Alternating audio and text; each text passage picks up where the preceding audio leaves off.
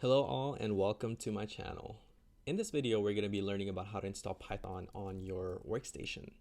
So with your favorite browser, whether it's Chrome, Firefox, or any other browser that you like, let's go ahead and type in Python in your search.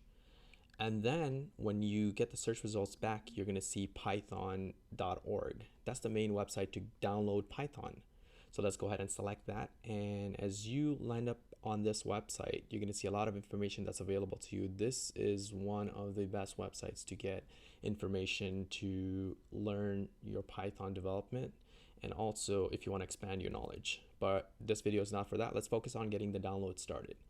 So go ahead and select Downloads tab, and once you are here, you have many different options. So since I'm on a Mac, I have the option to download the Mac OS version, and then you have other versions as well for Windows, Linux, Mac OS, and other. So let's go ahead and get started for Mac OS download button. So let's go ahead and just move forward and select the default settings. We don't need to make any changes, so let's go ahead and agree. Do the installation type, that's cool. All right, it's asking for my password.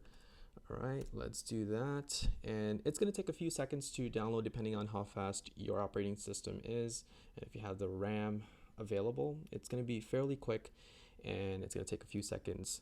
So the main goal of this video, meanwhile, is to just quickly install Python, and we're gonna be leveraging PyCharm, which is an IDE, interactive development environment, to help us do Python development.